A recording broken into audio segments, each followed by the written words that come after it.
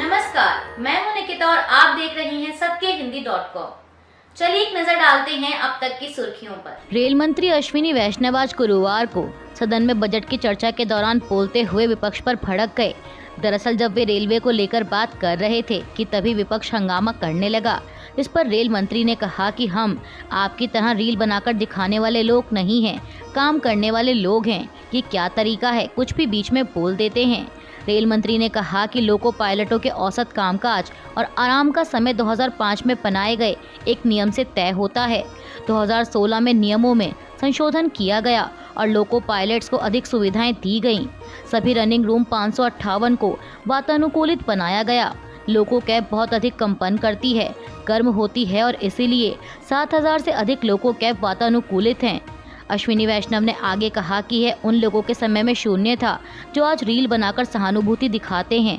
आपको बता दें कि केंद्रीय रेल मंत्री का यह बयान राहुल गांधी पर निशाना साधने के रूप में देखा जा रहा है, क्योंकि बीते दिनों नेता विपक्ष राहुल गांधी ने लोको पायलट से मुलाकात की थी और उनकी समस्याएं सुनी थी। राहुल ने इसका एक वीडियो भी अपने एक्स हैंडल पर शेयर किया था।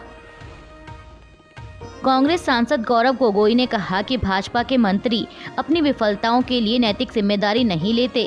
पिछले 2 महीनों में 4 मालगाड़ियां पटरी से उतर गईं, 14 लोग मारे गए और कई घायल हुए, लेकिन इसके बावजूद रेल मंत्री ने कोई नैतिक जिम्मेदारी नहीं ली और विपक्ष को धमकाने की कोशिश की। गौरव गोगोई ने कहा कि पिछले साल बालासोर में करीब 300 लोग मारे गए थे।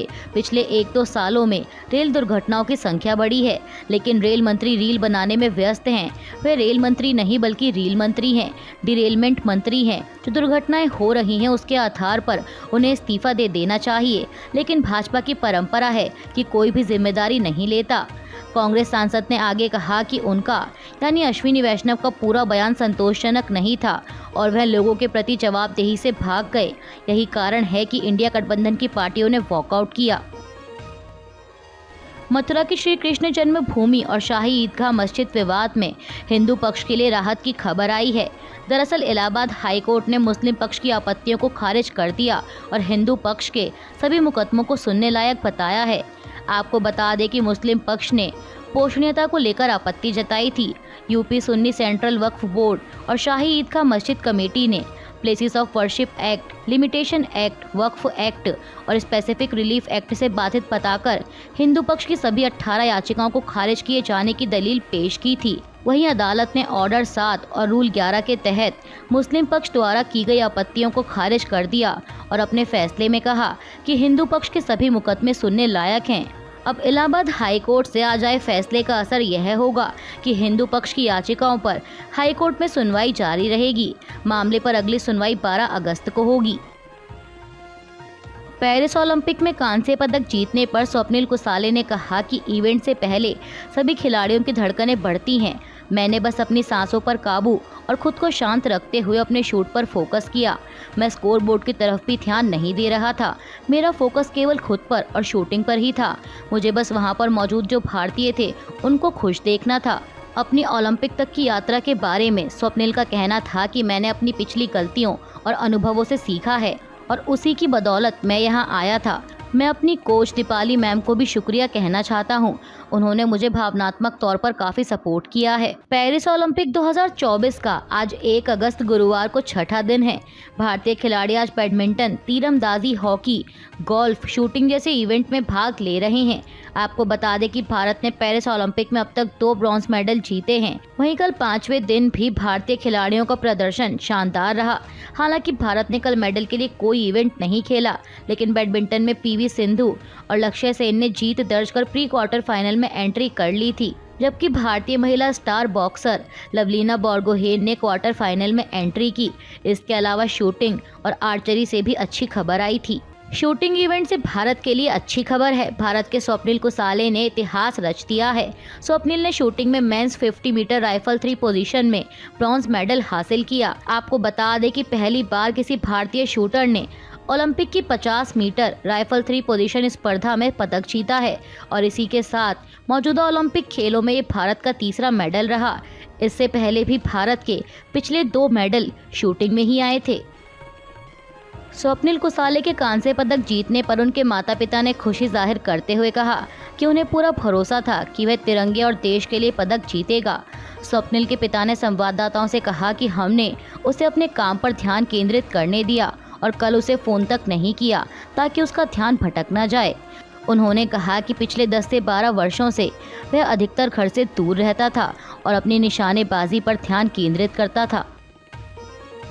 राजस्थान के जयपुर से दिल्ली के ओल्ड राजेंद्र नगर जैसा हादसा सामने आया है, जहां एक कोचिंग इंस्टीट्यूट के बेसमेंट में पानी भरने से 3 छात्रों की मौत हो गई थी।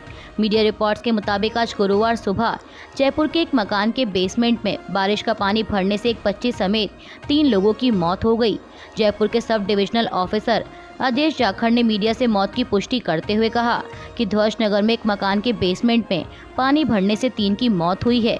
मृतक 23 साल के कमल शाह, 19 साल की पूजा सैनी और 6 साल की पूर्वी सैनी बिहार के आरा जिले के रहने वाले थे। शवों का पोस्टमार्टम जयपुर के कनवटिया अस्पताल में करवाया जा रहा है।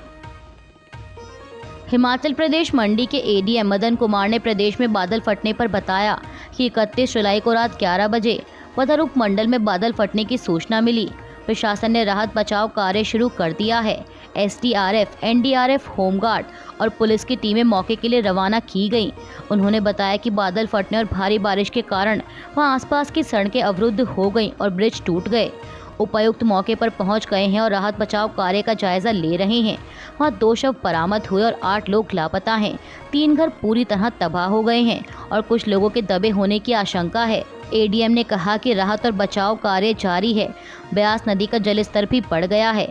निचले इलाकों में रह रहे लोगों को राहत शिविर पहुंचाया गया और उनके खाने पीने की व्यवस्था की गई है।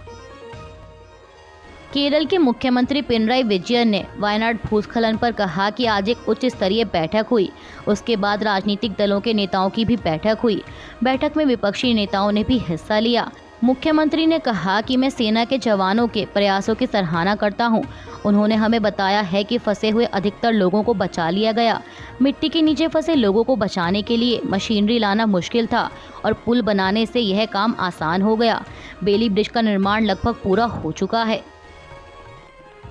झारखंड भाजपा के 18 विधायकों को विधानसभा से 2 अगस्त दोपहर 2 बजे तक निलंबित कर दिया गया है। दरअसल विपक्षी विधायकों को पिछले दिन मार्शलों द्वारा बाहर निकाले जाने और मुख्यमंत्री हेमंत सोरेन द्वारा उनके सवालों का जवाब देने से इनकार करने के विरोध में उन्होंने सदन में हंगामा किया, जिसके बाद विधानसभा अध्यक्ष रविंद्रनाथ महतो ने भाजपा विधायकों के खिलाफ यह कार्रवाई की।